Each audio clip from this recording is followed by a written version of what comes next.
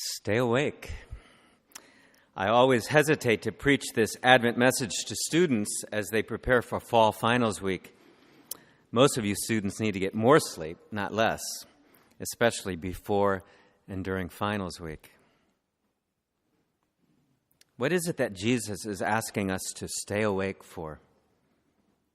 He's asking us to stay awake not for Christmas, his first coming, but for his coming again. But what does he mean by staying awake? He means being prepared.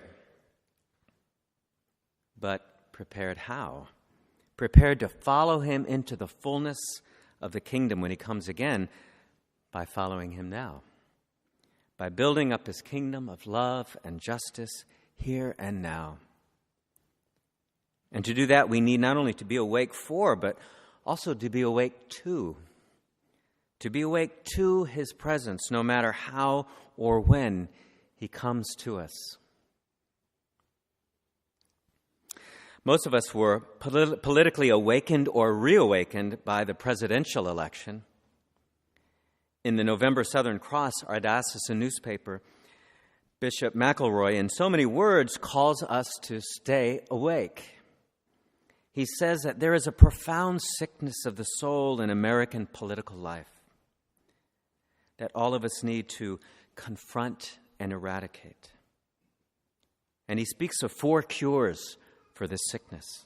First, he says, we must turn from warfare to governance.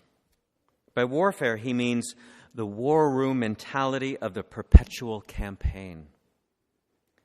Bishop McElroy calls us to focus less on partisanship and more on doing the work of governance, to work together on practical issues that can command a majority and move to reform aimed at the common good.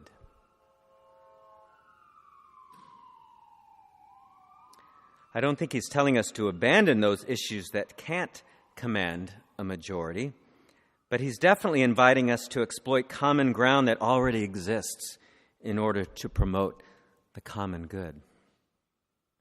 How can we stay awake to our temptation to wallow in partisanship and stay awake to the opportunities to work together for the common good?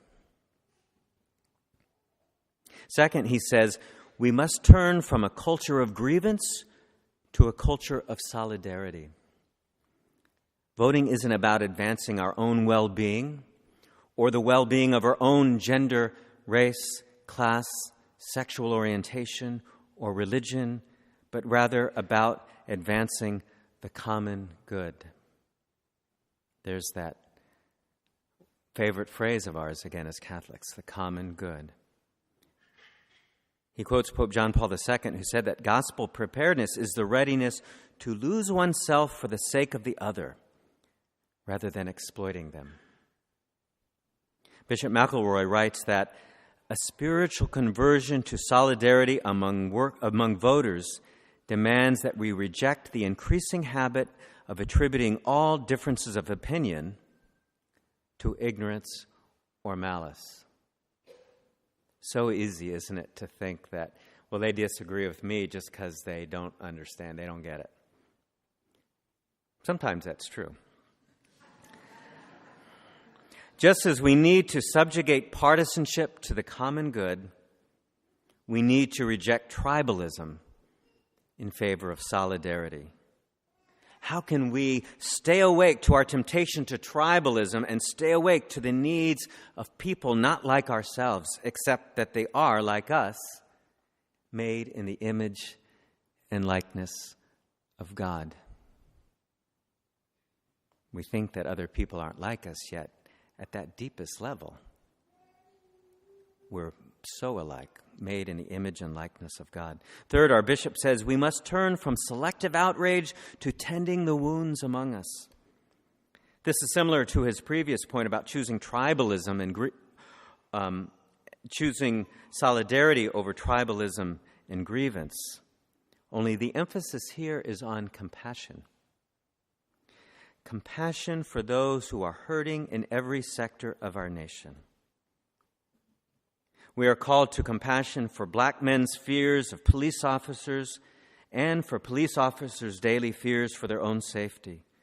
We are called to compassion for young white men without a college education who feel dispossessed, and for the millions of immigrants living under what Bishop McElroy calls the specter of deportation.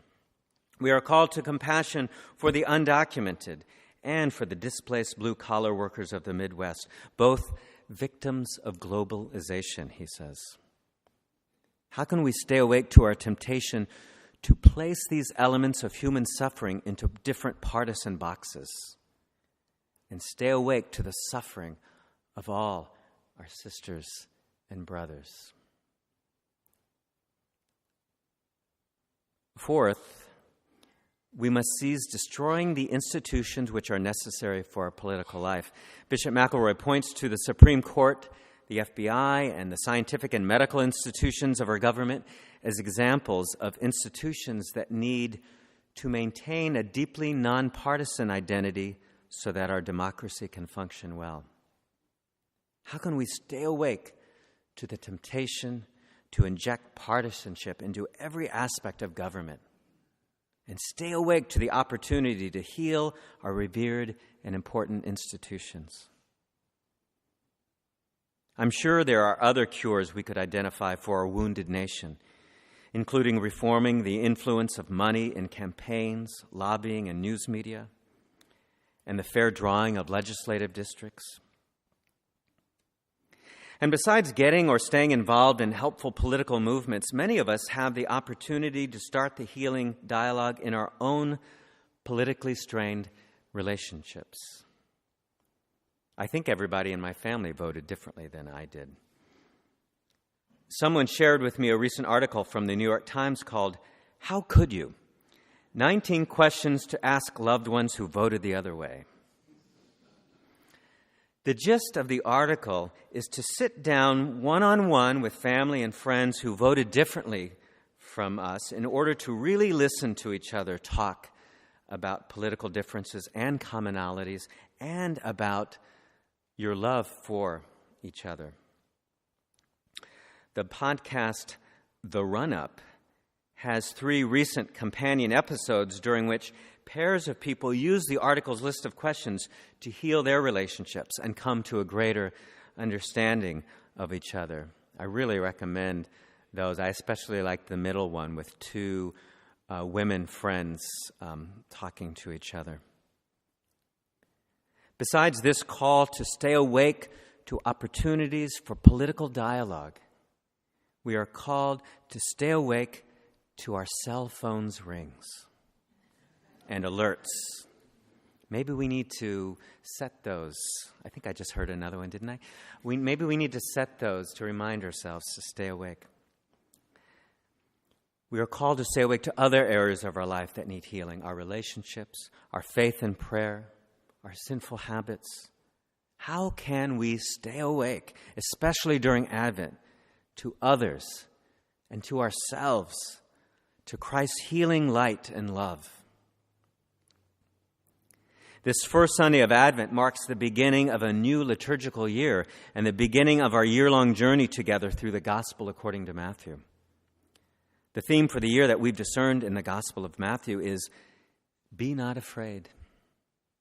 Our call is not to live in fear at Christ's coming, nor to live in fear of each other, nor of the challenging task of healing our nation.